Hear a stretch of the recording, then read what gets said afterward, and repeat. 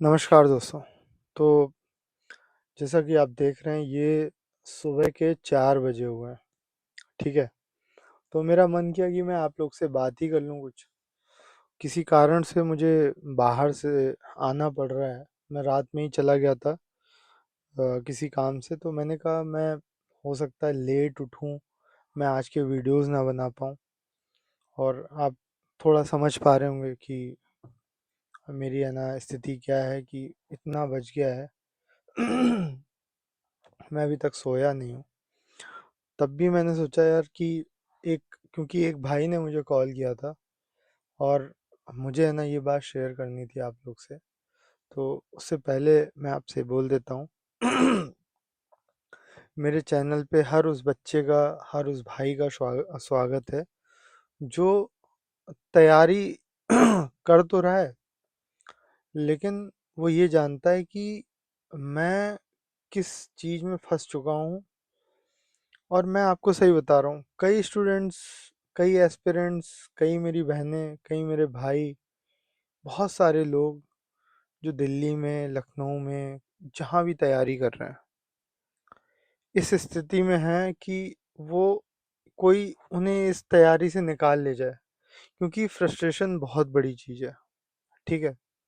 मैं इसीलिए इतनी आराम से, तल्लीनता से ये चीज़ बता रहा हूँ कि बहुत सारे मेरे भाई जो हैं, बहुत सारी बहनें, वो तैयारी करते वक्त इतना फ्रस्ट्रेटेड हो चुके हैं, इतना फ्रस्ट्रेशन में हैं कि उन्हें ये लगता है कि यार कुछ नहीं हो सकता, बस निकाल ले जाओ।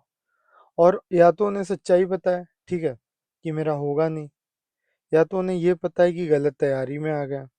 क्योंकि बहुत सारे लोग रियलाइज़ करते हैं कि यार तैयारी में नहीं आना चाहिए था। और ये जो मैं बातें कर रहा हूँ पूरी जनरल बातें हैं। मुझे नहीं लगता है कि कोई भी यूट्यूब इंडस्ट्री में ये सब बातें करता है। और मुझे लगता है कि आपको सबसे पहले इस मनोस्थिति को जानना चाहिए कि एस्पिरेंट किस मतलब माइंड से तैयारी कर रहा है और कब तक उसका मन लग रहा है तैयारी करने में।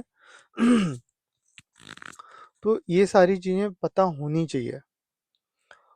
दूसरी बात कि ये वीडियो जो मैं बना रहा हूँ, मेरे पास एक कॉल आया था भाई का कि सर प्लीज़ ये बता दीजिए कि मतलब ड्यूरिंग जॉब आईएएस की प्रिपरेशन हो सकती है कि नहीं हो सकती है, कि हम उसी जॉब में तैयारी, मतलब उसी जॉब के लिए ऑफिशियल प्रिपरेशन करके उसी डिपार्टमेंट में अपने हायर रैंक की बात करें।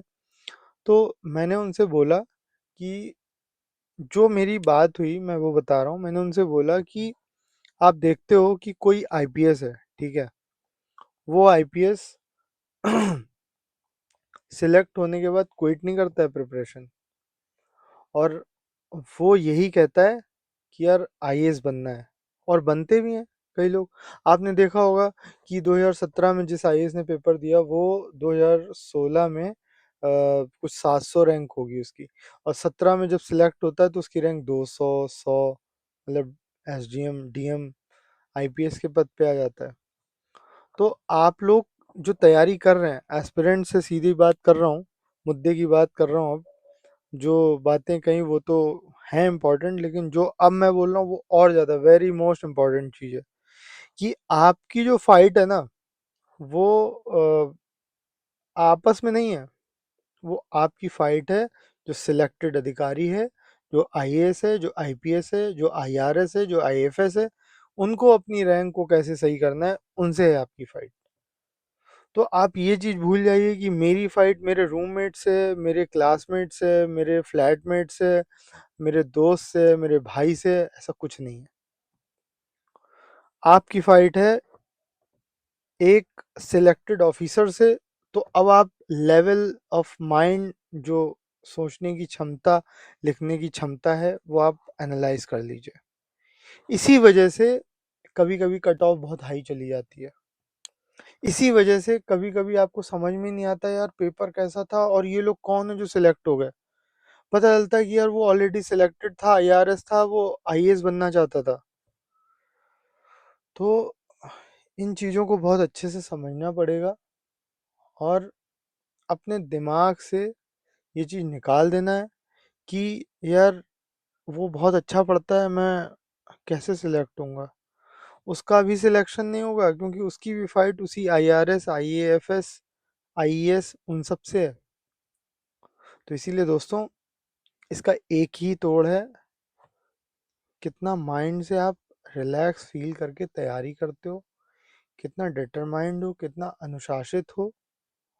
और एक चीज़ और बता देता हूँ, जो उस भाई ने सवाल किया था कि सर, नरेंद्र सर प्लीज़ मुझे बता दीजिए कि सिलेक्टेड लोग ही क्यों फिर से सिलेक्ट हो जाते हैं, और जबकि उनके पास टाइम बहुत कम होता है, हमारे पास टाइम तो बहुत है।